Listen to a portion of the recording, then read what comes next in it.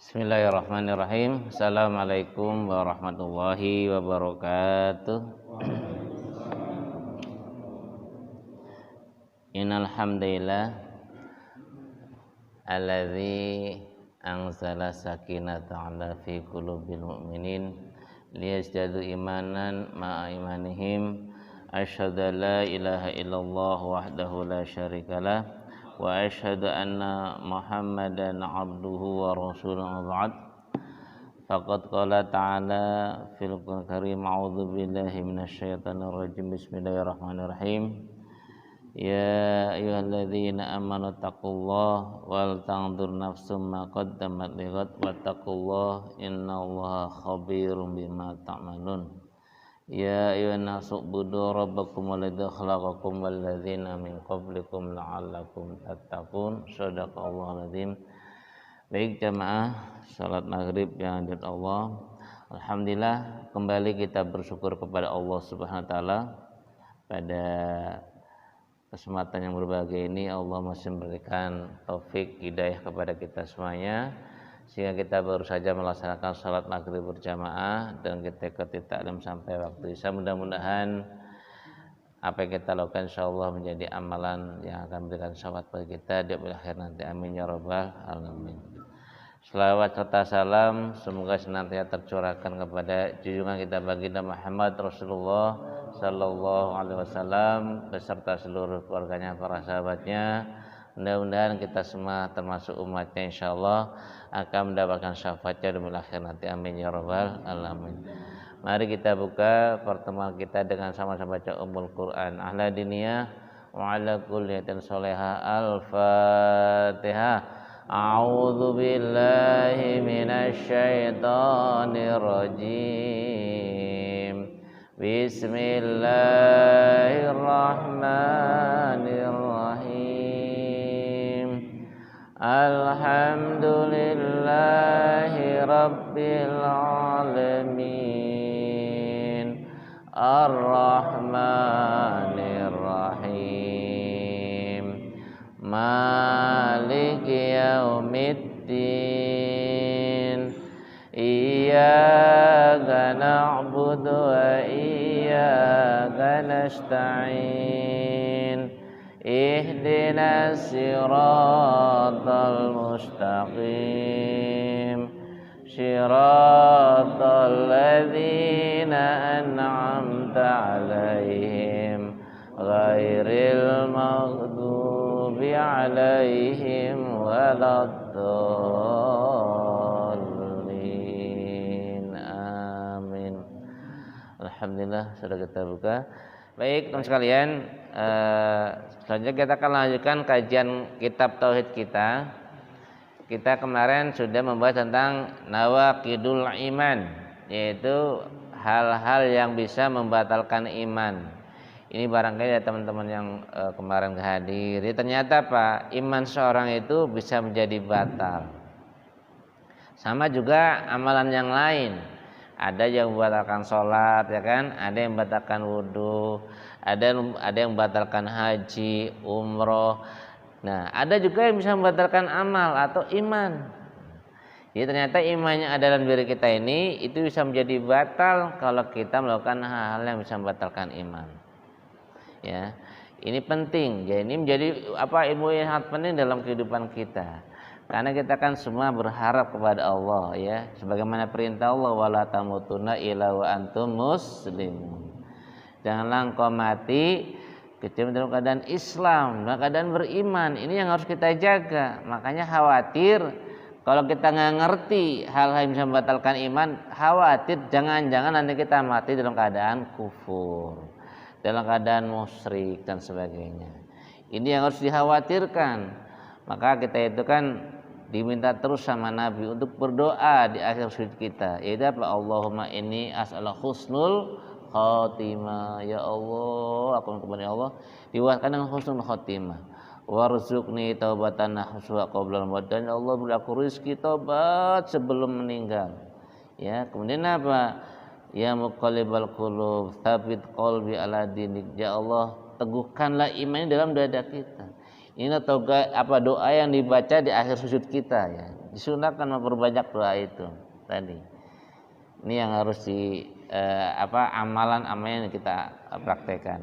Baik, jadi kemarin yang hal-hal yang membatalkan iman pertama adalah mengingkari rububiyah Allah. Jadi orang yang mengingkari rububiyah Allah itu batal imannya. Apa misalnya tidak mengakui Allah yang menciptakan kita, yang ngasih rezeki kepada kita adalah Allah, yang merawat, yang mengabulkan doa kita adalah Allah. Nah, kalau orang mengingkari hal itu batal imannya. Nah, kita harus yakin kita semua terjadi karena izin Allah. Kita makan, minum, rezeki dari Allah semuanya. Yang menjaga kita, termasuk yang mengumpulkan kita di tempat itu adalah Allah Subhanahu wa taala. Karena Allah begitu baik dengan kita gitu kan. Itu namanya rububiyat Allah di antara tadi. Arti Rabb itu adalah yang menciptakan, yang menjaga, merawat, merzeki, yang mengabulkan doa itu Allah. Makanya kalau kita baca alhamdulillahi rabbil alamin, dalam pikiran kita, keyakinan kita bahwa segala puji Allah yang telah menciptakan Rabb, menciptakan, merawat, menjaga itu Allah Subhanahu wa taala. Jadi orang mengingkari rububiyat Allah akan batal imannya, hati-hati. Yang kedua adalah orang yang sombong dan menolak beribadah kepada Allah. Jadi orang yang sombong atau menolak ibadah kepada Allah itu akan batal imannya. Misalnya punya teman juga kita sholat, ngapain sholat misalnya, enakan juga nongkrong. Nah itu hati-hati itu. Kalimat-kalimat begitu bisa batal iman kita. Jangan sampai keluar dari mulut kita. Kalau kita dengan sengaja mengucapkan itu bisa batal. Ya mendingan kalau kita belum mau, ya ntar dulu deh saya lagi nyabut. Jadi jangan sampai menolak aja pokoknya. Atau sombong ya. Kalau sombong itu apa kata Nabi? Batarul haq wa ghamtun nas. Kata sombong itu kata Nabi orang yang tadi menolak kebenaran dan merendahkan orang lain.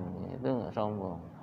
Jadi sombong serta menolak beribadah kepada Allah itu bisa membatalkan keimanan kita ya. Udah dibahas. Ingat-ingat ini kita nggak boleh. Kalau kita belum bisa melaksanakan, akui aja misalnya, oh tuh ya Allah saya belum mampu, ya mohon kepada Allah. Tapi jangan menolak. Perintah puasa, ngapain puasa? Bisa, nah itu nggak boleh. Ya. Perintah zakat, apalagi ngapain zakat? Capek-capek cari uang dikeluarin. Nah kalau menolak itu batal iman kita, kufur. Ya, hati-hati. Ya. Jadi yang kedua adalah sombong dan menolak beribadah kepada Allah. Ya. Kemudian yang ketiga kemarin menjadikan perantara dan penolong yang ia sembah atas ia minta pertolongan selain Allah. Nah tadi orang yang menyembah atau minta kepada perantara atau selain Allah batal gitu kan. Jadi hati-hati kita beribadah iyyaka na'budu wa iyyaka nasta'in. Itu janji kita itu tiap baca Al-Fatihah. Kita beribadah hanya kepada Allah dan minta tolong kepada, jangan minta kepada selain Allah atau pakai perantara. Ya, kalau orang dulu misalnya keyakinan sihir kan dengan cincin, misalnya menemukan cincin, misalnya ada yang dianggapnya sakti misalnya, atau keris atau apa ke pusaka, orang dulu kan begitu. Dia punya keyakinan bahwa benda itu bisa mengabulkan hajat dia gitu kan. Itu nggak boleh syirik ya. Itu bisa batal kalau kita keyakinan seperti itu. Jadi yang bisa memberikan manfaat dan mudarat hanya Allah Subhanahu wa taala. Allah semuanya gitu. Jadi kalau minta tolong hanya kepada Allah. Boleh kepada orang yang hidup misalnya Pak Pri minta tolong ya misalnya kan boleh yang hidup misalnya Pak hal yang sifatnya manusiawi. Bantu doa saya ya, saya mau PHJ. Boleh saling mendoakan. Ya. Atau sifatnya yang muamalah boleh ya, jadi kita boleh minta doa sama teman-teman keluarga orang soleh, boleh minta doa ya ini saya punya hajat mau begini, enggak masalah, boleh ya.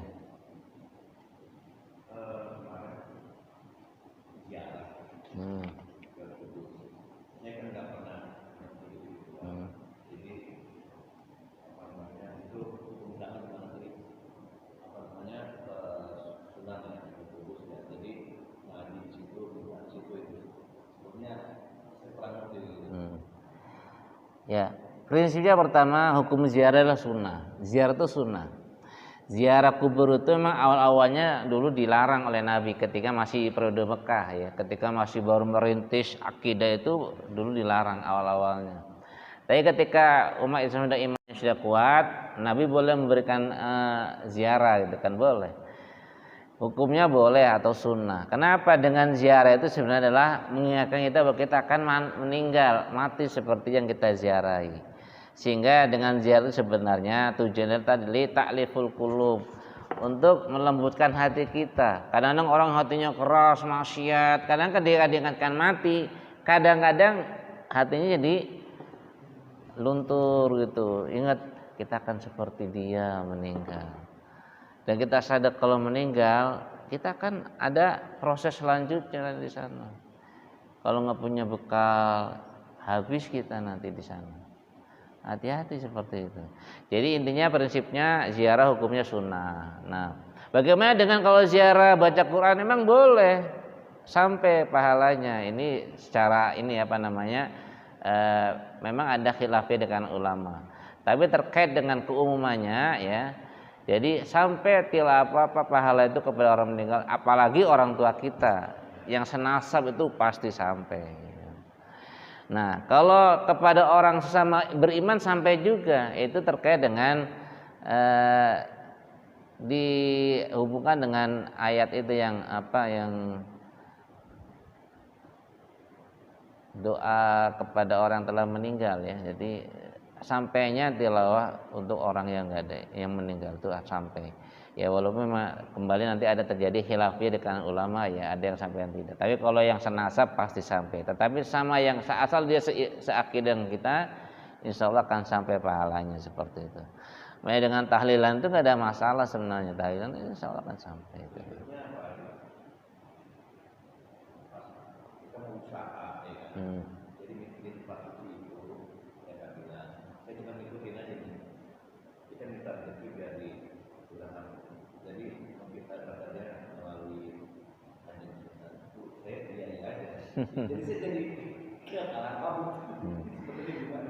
Kalau minta tolong sama hal seperti itu kembali ya, itu yang nggak boleh itu kalau kemudian minta tolong kepada orang yang meninggal ya.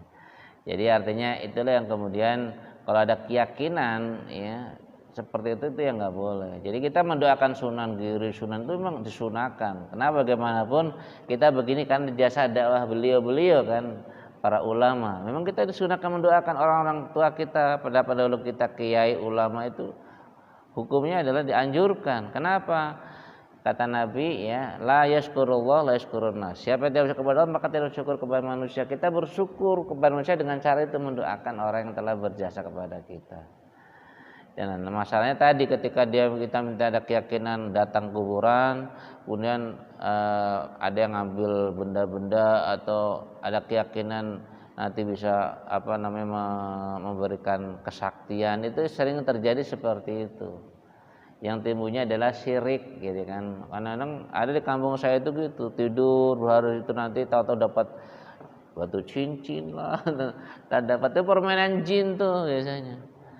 Dulu saya kecil itu emang saya kan tinggal di kondisi memang seperti itu. Jadi suka di kampung itu ada namanya kuburan keramat, pasti tiapnya ada, ya tiap daerah ada. Itu mereka bertapa di situ 3 hari 3 malam nggak pulang, ntar pulang-pulang dapat cincin, ada dapat kerisnya macam-macam, ada yang keris yang segini, ada yang macam-macam.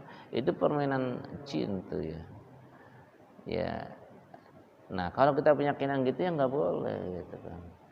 Nah itu untuk menyesatkan kita. Emang betul ada sihir seperti itu ya. Naudzubillah, kita jangan sampai. Jadi kalau kita ziarah saja. Mendoakan almarhum memang disunahkan, dianjurkan. Kenapa? Orang meninggal itu sangat butuh doa dari orang yang hidup, sangat butuh gitu kan. Ini yang jadi kita standar begitu aja, penting kita sunnahnya emang ada, doakan ya. Nah terkait dengan nanti ini, insya Allah kita akan saling mendoakan juga nanti di sana ya, berikan pertolongan. Mamaknya seperti itu.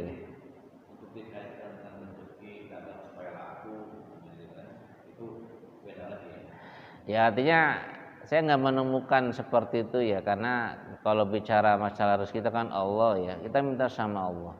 Yang ini kita pacar tadi wasta'inu bisobri wasolah.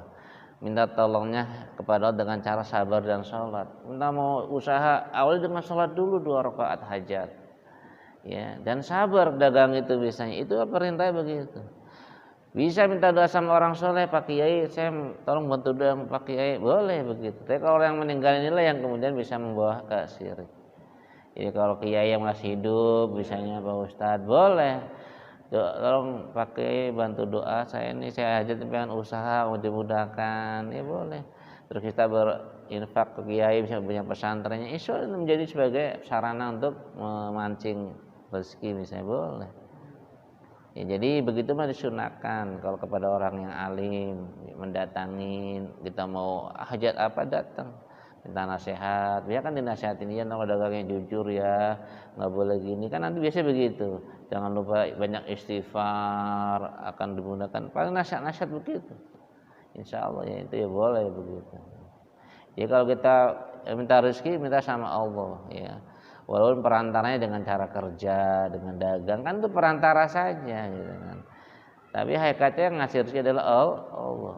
Ya, kerja, dagang, jasa itu ikhtiar saja. Kita yakin tadi kalau rububiyat Allah itu yakin semua ngasih rezeki adalah Allah Subhanahu wa taala, seperti itu. Ya itu terkait dengan tadi ya, apa yang tadi menjadikan perantara dan penolong yang ia sembah atau minta tolong selain Allah itu nggak boleh ya. Kepada keyakinan orang dulu tuh, orang Mekah itu Arab itu kan menjadikan patung-patung itu sekitar Ka'bah ratusan ya. Karena dia punya itu orang soleh yang dia yakini, awalnya orang soleh, cuma dia disembah di perantara dia dengan Allah. Itu akhirnya timbulnya kemusyrikan itu di situ. Nah, jadi paganisme ya, penyembahan berhala itu enggak boleh. Nah, kemudian yang keempat, kami menolak sesuatu yang ditetapkan oleh Allah ya. Jadi kita menolak takdir Allah, misalnya protes, ya Allah kenapa saya kok lahir di Jawa ya, kenapa bapak saya orang ini gitu, kenapa bapak saya miskin ya, atau ini enggak boleh gitu kan. Karena kita semua terjadi atas izin Allah ya. Dan Allah Maha tahu ya apa yang Allah berikan kepada kita. Jadi jangan protes gitu, takdirnya sudah terima aja. Termasuk wabah seperti ini terima aja, memang itu sudah takdir dari Allah. Ya, terlepas ada pro kontra, ada yang mengatakan konspirasi dan sebagainya, ternyata ada juga yang meninggal karena COVID kan. Di Komplek Puri juga ada juga masalah yang kena COVID. Ada, walaupun nggak kelihatan, juntrungannya orangnya ada gitu kan. Artinya wabah ini ada secara medis. Nah, yang penting kita berusaha agar dihindari dari terpaparnya virus ini. Sabar gitu. Jadi takdir kalau kena musibah ya sudah terima. Yang penting kita sudah berikhtiar agar tidak terkena itu, seperti itu. Jadi kalau terkena ya menerima, jangan protes, ya Allah gimana sih, saya kan sudah sholat ke masjid, sudah puasa kena sakit juga. Nah itu nggak boleh, menolak takdir Allah, ketetapan Allah, karena itu terkait dengan iman ya. Rukun iman kan di antara 6 tadi ya, amantu billah wa malaikatuhu wa kutubihi wa rusulihi ya, wal yaumil akhir bil qadri khairihi wa sarrihi ya. Yang kemarin baru 4 ya. Nih, yang sekarang yang kelima itu mendustakan Rasulullah SAW tentang sesuatu yang beliau bawa. Nah, ini cuma waktu udah Isya nih ya. Apa besok lagi? Jadi insya Allah nanti akan bahas terkait dengan yang bisa membatalkan iman itu mendustakan Rasulullah SAW serta sesuatu yang beliau bawa. Ya. Jadi kalau kita mendustakan, tidak mengimani apa yang dibawa Nabi, itu batal iman kita. Karena banyak misalnya ada orang-orang tentu yang nggak meyakini dengan sunnah. Ingkarus sunnah ada dulu ya, kelompok ingkarus sunnah zaman saya itu tahun 80-an di Jakarta ada tuh. Jadi dia nggak mau mengimani sunnah Nabi, hadis Nabi, maunya Quran aja. Gimana mau mengamalkan perintah Allah kalau tidak mengimani hadis Nabi? Ya kan, sholat itu kan cuma dalilnya doang, caranya kan Nabi yang mempraktekkan, makanya batal. Jadi yang kelima itu mendustakan Rasulullah SAW tentang sesuatu yang beliau bawa ya, itu nggak boleh. Baik, mungkin waktu desa ya. Ada azan kayak gitu. Baik, ya mari kita sudahi pertemuan kita dengan baca hamdalah dan kafaratul majelis. Alhamdulillahirabbil alamin. Subhanakallahumma bihamdika asyhadu an la ilaha illa anta astaghfiruka wa atubu ilaik. Wa lakum minkum wassalamualaikum warahmatullahi wabarakatuh.